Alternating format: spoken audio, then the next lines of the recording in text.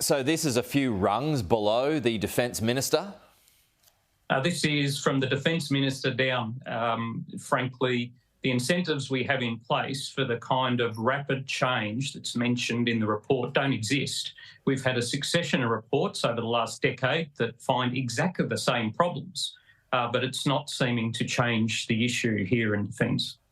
Yeah, and that's interesting, isn't it? I mean, there's options when it comes to missiles that will be provided, as I mentioned there in the introduction, to the Defence Minister in the second quarter of next year. This is in the Defence Strategic Review.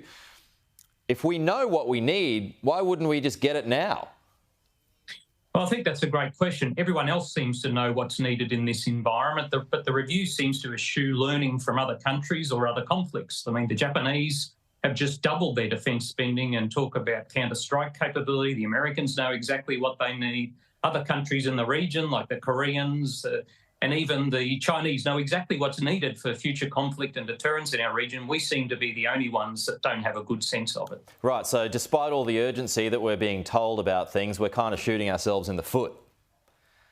Well, it's supposed to be urgent and it's supposed to be a really fundamental, game-changing report, but there's no new money for it. So we have to question just how major the changes are that the government wants if it's not willing to fund them. And indeed, in one part of the report, it complains that Defence was planning to spend too much on defence in the coming years.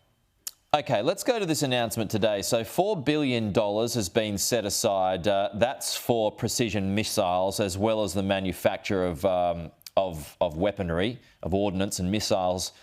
My conversation with Richard Marles a short time ago, he gave no time frame. He wouldn't give me a time frame on when he expects the first precision missile to be out in the field. First of all, I'll get your response to that. Well, it should be out in the field now. I mean, we were writing requirements for these kind of capabilities, particularly like HIMARS, in 2013. And these were designed not to replace combat capability, but to supplement it. So gutting the army to pay for a few long-range missiles isn't going to work, to be quite frank, and it's not going to deter anybody. But we also should ask, who are we going to work with on building these missiles? We've destroyed our relationship with the French and the Korean defence industries in the last couple of years by going back on commitments. I mean, other countries are going to be wary of partnering with Australia in the future because of these kind of things. OK, and then as to the manufacture of weaponry, Richard Marles again, he says he expects that to happen within the next couple of years. A bit vague on the timeline, but seemed assured that it would happen, that we'd have our first locally made weapon out in the field within the next couple of years. I mean, are you buying that?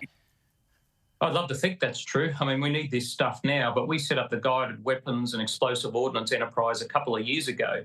It hasn't produced a lot, and indeed this government doesn't appear to want to spend as much on this enterprise as previous government did. So, I think we need to keep an open mind what's going on and have a close look at the budget when it comes out in May for real expenditure, not pretend expenditure. So is the Defence Strategic Review as a whole a letdown for you, Mick?